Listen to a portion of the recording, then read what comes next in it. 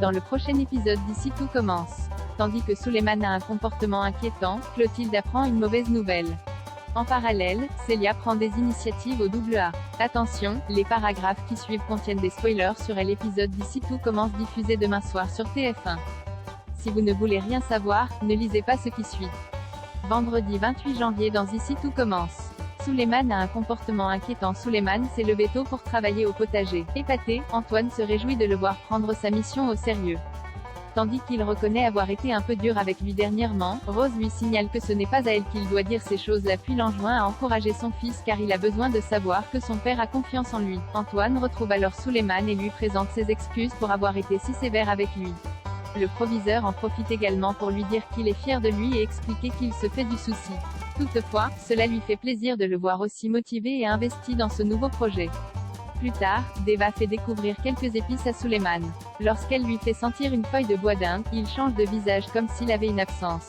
Elle lui demande bien ce qui lui arrive mais le jeune homme n'en a aucune idée. En fin de journée, Rose et Antoine découvrent Suleiman en pleurs. Toujours dans un état second, il ne comprend pas ce qui lui arrive et indique à ses parents qu'il se sent bizarre. Fatigué, Suleiman éprouve le besoin de se reposer et s'enferme dans sa chambre. Tandis qu'Antoine s'inquiète et espère qu'il n'y a rien de grave, Rose estime qu'il s'agit juste d'un petit coup de mou passager. Clotilde apprend une mauvaise nouvelle chez les Rigaud. L'ambiance est particulièrement tendue entre Guillaume et Laetitia.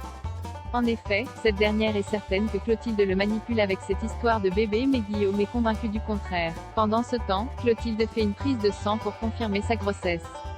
Quand Constance et Rose la questionnent sur l'implication de Guillaume, Clotilde répond qu'elle a confiance car son mari a toujours voulu un autre enfant, et d'ajouter que ce bébé pourrait raviver la flamme entre eux. Selon Rose, il faut un couple solide pour traverser une grossesse mais Clotilde est persuadée que cela ne pourra que les rapprocher. Au plus profond d'elle-même, elle croit dur comme fer que cet enfant apportera un nouveau souffle à leur mariage. Plus tard, Laetitia, qui a très bien compris le petit jeu de sa rivale, confronte Clotilde dans les jardins de l'Institut. La chef Armand a beau affirmer qu'elle se trompe, Laetitia rétorque que Guillaume ne l'aime plus et qu'elle va devoir s'y faire. Alors que le ton monte, Guillaume intervient et prie Laetitia d'arrêter de mettre de l'huile sur le feu.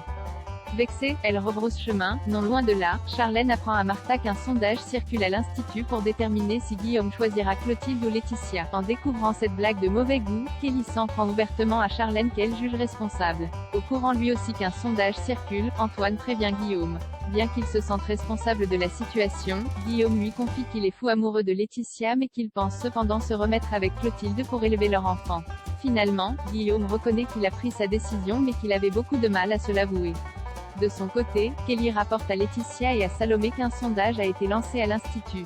Comme elle a du mal à comprendre pourquoi sa mère s'accroche autant à Guillaume, celle-ci répond qu'elle est tout simplement amoureuse et qu'elle n'a jamais ressenti cela pour aucun autre homme.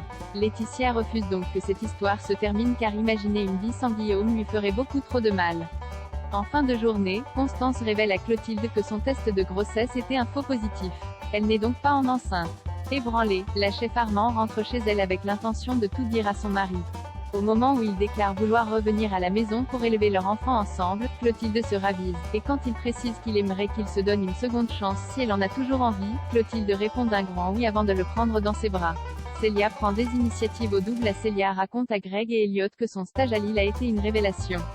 En effet, le chef pour lequel elle travaillait lui laissait prendre de nombreuses initiatives. Grâce à lui, la jeune femme se sent désormais libérée et n'a qu'une envie, retourner au double pour tout défoncer. En cuisine, Célia tente de faire quelques suggestions à Théo pour améliorer les plats mais sans succès. Loin de se laisser démonter, elle décide de suivre son intuition en mettant une touche de créativité à la recette malgré l'interdiction de Théo.